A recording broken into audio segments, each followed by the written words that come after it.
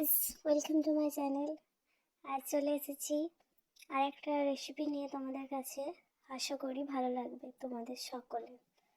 তো আজকে বানাবো জয়নগরের মতন মোয়া, কিন্তু সাধারণ খই দিয়ে। তো প্রথমে কড়াইয়ে আমরা 1 বাটি গুড় দেব খেজুরের, আর 1 বাটি জল। তো এটাকে একটুখানি ভালো করে ফুটিয়ে আমরা একটা অন্য পাত্রে ঢেলে নেব।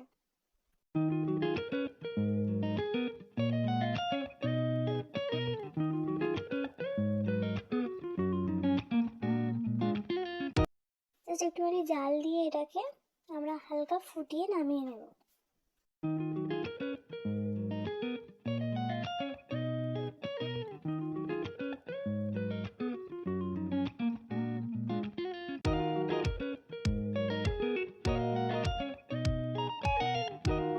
নামিয়ে নিয়েছি আমরা। এখন ওই কড়াতে আবার দেব 1 বাটি চিনি আর 1 বাটি গুড়। সেটাকে ভালো করে আমরা ফুটিয়ে নেব।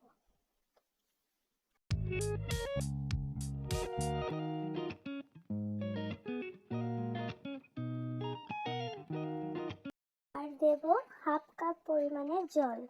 এবার সেটাকে আমরা একটা তার করে নেব, ঠিক আছে? চিনি আর গুড় ভালোভাবে মিশিয়ে একটা রসালো মতন টাইপ করে নেব।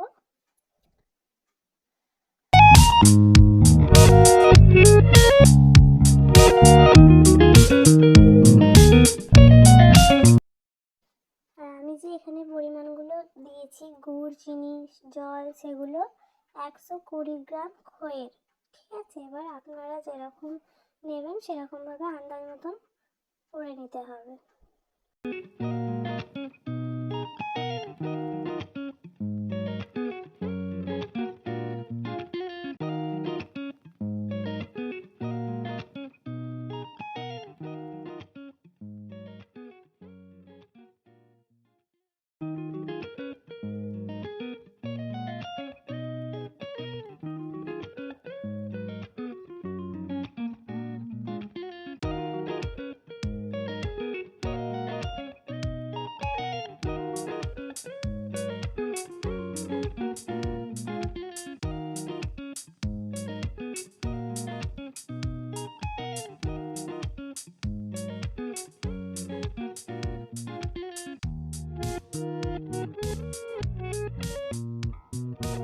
হয়ে যাবে, একটু আঠালো আঠালো ভাব হয়ে যাবে, হাতে করে দেখে নিলেই হবে।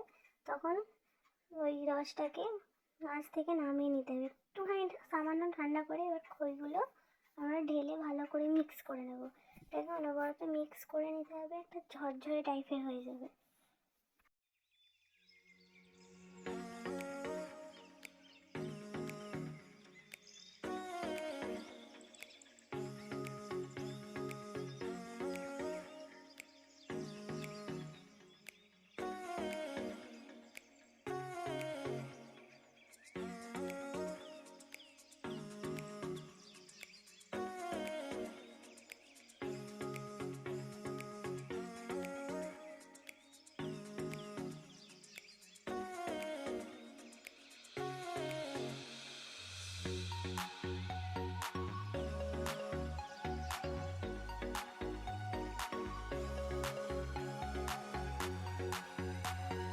মিক্স করে ঝরঝরে করে নিতে হবে।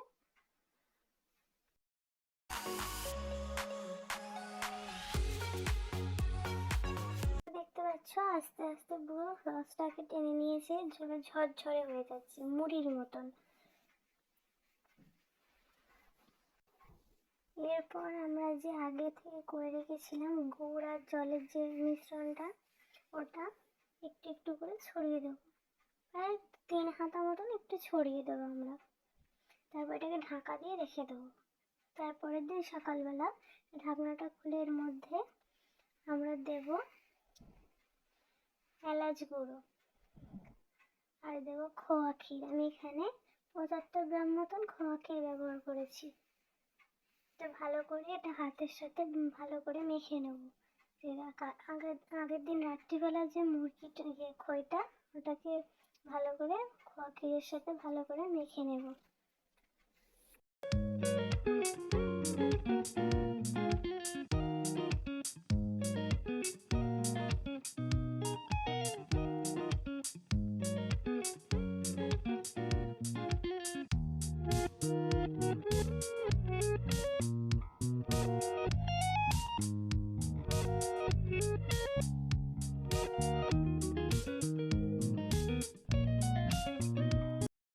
আমরা দেবো 1 চামচ ঘি।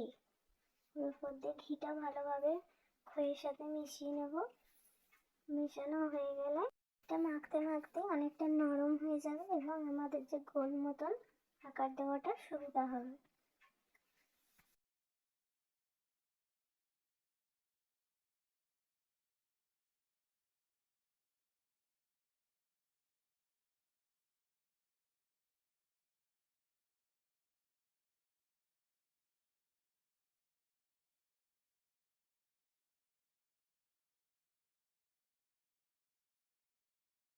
তার উপর আমি হালকা করে এবার একটু গ্রেট করে দেবো খোয়া ক্ষীর।